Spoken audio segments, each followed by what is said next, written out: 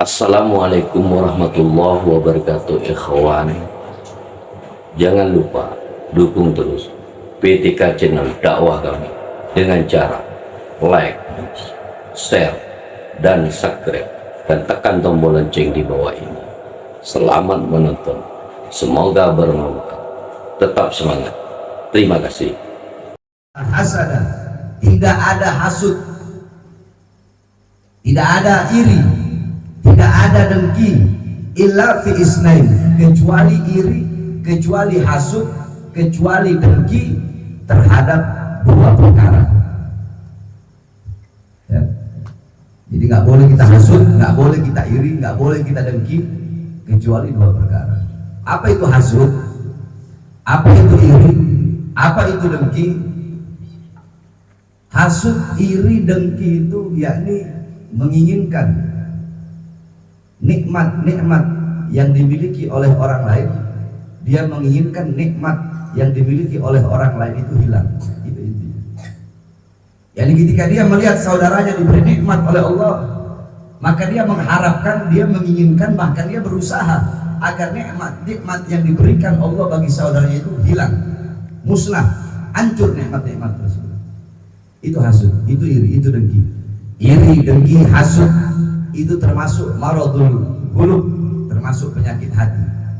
Penyakit hati yang begitu dahsyat dan begitu luar biasa, sampai-sampai dikatakan awwalul ma'siyat fis sama' al hasad, wa awwalul ma'siyat fil ard al hasad. Maksiat pertama kali yang dilakukan di langit itu adalah hasud. Hasudnya siapa? Hasudnya iblis kepada Nabi Allah Adam alaihissalam.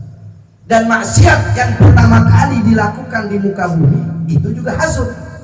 Hasudnya siapa? Hasudnya abna Adam, hasudnya sesama anak Adam, yaitu hasudnya Qabil kepada Habil. Jadi hasud itu luar biasa. Maksiat pertama, berarti sebelum itu Allah tidak pernah murka, sebelum itu Allah tidak pernah marah. Berarti perkara, dosa, maksiat, hal, sesuatu dan sebab pertama yang membuat Allah marah, yang membuat Allah murka, itu adalah hasud. Hasudnya iblis kepada Adam alaihissalam. Kenapa iblis hasud? Karena iblis pertama kali diciptakan oleh Allah Subhanahu wa ta'ala. Iblis pertama kali diciptakan, Adam belum ada, iblis sudah ada. Adam diciptakan dari tanah, iblis diciptakan dari api. Iblis pemimpin seluruh para malaikat. Di langit pertama namanya Alim, di langit kedua Abid, di langit ketiga Zahid, di langit keempat Warek, sampai di langit ketujuh Azazil. Ibadahnya iblis, malaikat kalah. Tetapi kenapa ketika Allah menciptakan Adam, seluruh manusia, seluruh malaikat, seluruh penghuni langit, Allah perintahkan sujud kepada Nabi Allah Adam alaihissalam. Itu yang membuat iblis hasud, itu yang membuat iblis iri, itu yang membuat iblis dengki. Sehingga dari hasud itulah keluar sifat kibir atau sombong. Karena dia iri sama Adam, karena dia dengki sama Adam. Nah, bahkan orang-orang yang hasud, orang-orang yang iri, orang-orang yang dengki,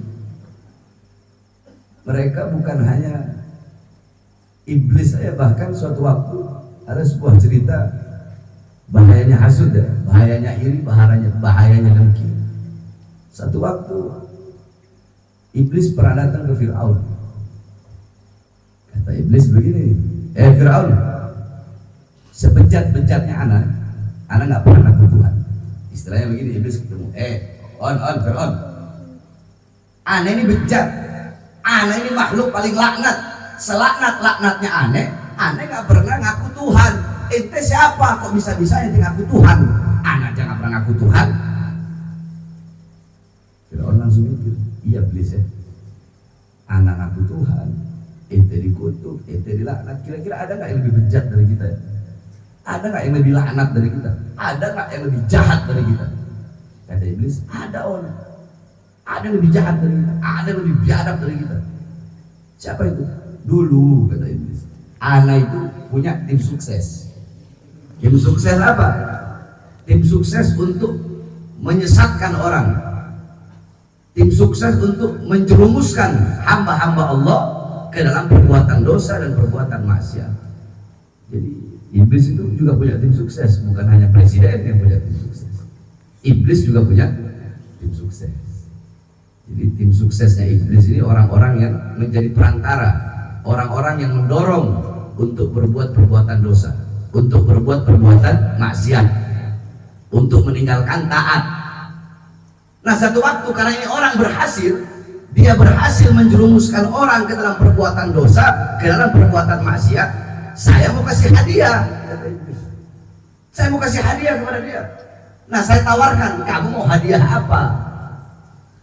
Ini orang-orang hasud. Dalam hatinya itu ada sifat hasud.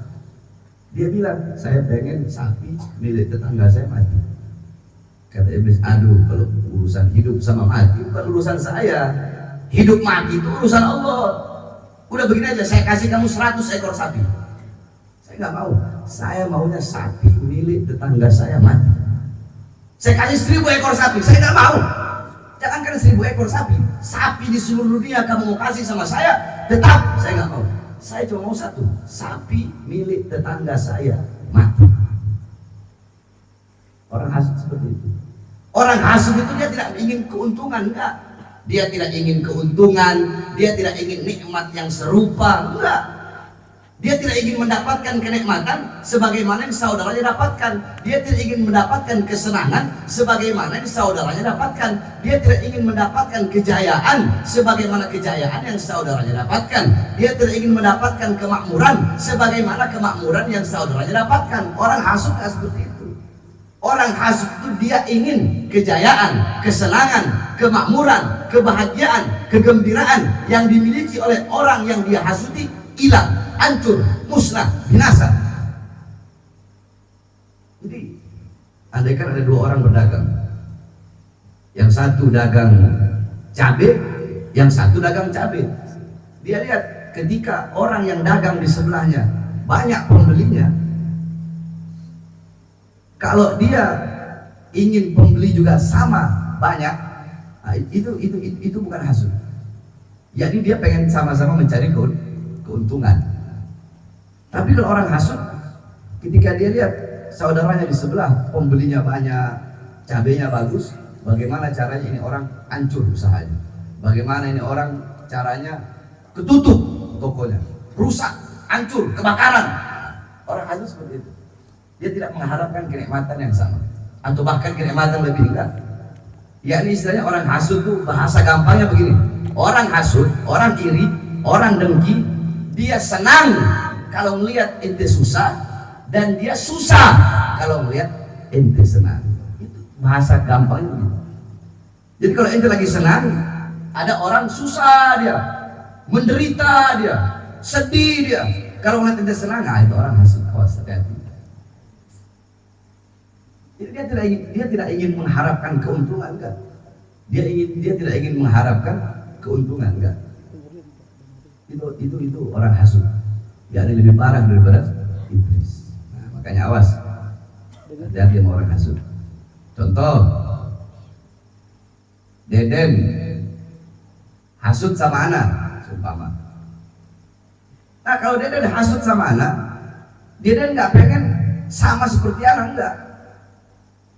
Gondrongin gitu, semir gitu, terus suntik putih, ada kan hitam suntik putih. Hidungnya kan gesek kayak jambu bol, terus disuntik, dioperasi biar mancung, kan biar sama. Kalau dia hasud bukan seperti itu, dia nggak pengen sama, enggak, atau nggak pengen lebih. Bagaimana dia hasud? Bagaimana caranya Habib Bahar mukanya rusak, lempar air keras kayak atau apa kayak biar mukanya hancur. Nah, itu orang hasud seperti itu. Paham?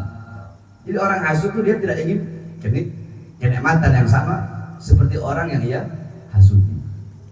Tetapi yang dia inginkan adalah nikmat, kesenangan, kesusahan daripada orang yang ia hasuti itu hilang atau hancur. Nah, itu namanya hasud. Kalau ingin kenikmatan yang dimiliki oleh orang lain sama, ingin mendapatkan kenikmatan yang sama, itu bukan hasud. Itu namanya ghibthah. Itu namanya apa? Namanya ghibthah. Jadi bukan hasud. Itu namanya ghibthah. Seumpama ente ngelihat ada orang ada orang punya istri cakep, nah itu ya Allah pengen punya istri cakep kayak itu. Nah itu namanya ghibthah, bukan hasud, bukan iri, bukan dengki. Ingin mendapatkan kenikmatan yang sama. Itu namanya ghibthah. Jadi kalau Al-Imam An-Nawawi Shahibul Majmu', ya Shahibul Majmu' yang ngarang kitab Syarah Mu'adzab, yang ngarang kitab Minhaj, beliau mengatakan hasad itu ada dua. Ada hasad hakiki, ada hasad majazi. Hasad hakiki yang pertama tadi, orang hasud, orang iri, orang dengki, yang dimana hasudnya dia, irinya dia, dengkinya dia, ingin kenikmatan yang dimiliki oleh orang lain itu hilang, hancur, musnah, binasa. Ini hasad hakiki. Hasad majazi, ghibthah tadi, berangan-angan, memimpikan, mendambakan ingin memiliki kenikmatan yang sama. Terus kata Rasulullah SAW, tidak boleh hasud, tidak boleh iri, tidak boleh dengki, illa fi isnain, kecuali hasud, kecuali iri di dalam dua perkara. Iri kepada siapa? Iri kepada orang, iri kepada iri kepada siapa? Rajulun atahullah azza wa jalla hikmatan fahuwa yakti biha wa yu'allimuhan nas. Iri kepada orang yang dimana orang tersebut Allah subhanahu wa ta'ala memberikan kepada dia hikmah, yakni Allah berikan kepada dia ilmu, Allah berikan kepada dia petunjuk, Allah berikan kepada dia hidayah, yang dimana ilmu, hidayah dan petunjuk tersebut dia laksanakan, dia tunaikan, dia amalkan, kemudian dia ajarkan kepada manusia. Nah, ghibthah atau hasud terhadap orang yang pertama ini dibolehkan. Yakni fastabikul khairat, berlomba-lombalah di dalam kebaikan. Namanya orang lomba kan ada yang duluan, nggak mungkin semuanya sama seperti itu, nggak mungkin. Pasti ada yang lebih dulu, ada yang ketinggalan, ada yang belakangan, ada yang lari, ada yang jalan, ada yang merangkak, berlomba-lomba dalam kebaikan. Jadi ente hasud sama orang yang memiliki ilmu, kemudian ia mengamalkan, dia punya ilmu, itu dibolehkan. Ya ini maksudnya iri, hasud, ghibthah. Ente melihat itu orang, ya Allah enak ini orangnya, dia Allah anugerahkan ilmu. Tidak ada anugerah yang lebih indah selain daripada ilmu. Dia Allah kasih ilmu, dia bisa mengerti mana halal, mana haram, mana baik, mana buruk. Dia paham tentang hukum-hukum syariat, dia paham tentang hukum-hukum tauhid, dia paham tentang hukum-hukum agama. Dia bisa tahu seperti apa berlaku kepada manusia, seperti apa akhlak, seperti apa adabnya wudhu, seperti apa. Enak ya ini orang, dia nggak sama seperti orang yang lain. Ada orang lain yang sholatnya lama banget, dia cuma peduliin bacaannya enak aja, dia nggak perlu di belakangnya ada makmum yang lebih tua dari dia, atau makmum yang sibuk atau makmum yang dia memiliki pekerjaan di luar itu. Makanya kalau orang yang paham itu sholatnya tidak terlalu lama, tidak juga terlalu pendek. Orang sekarang Bismillahirrahmanirrahim, baca Al-Fatihah 1 jam, baca Al-Fatihah 1 jam, belajar Al-Fatihah cuma 1 minggu.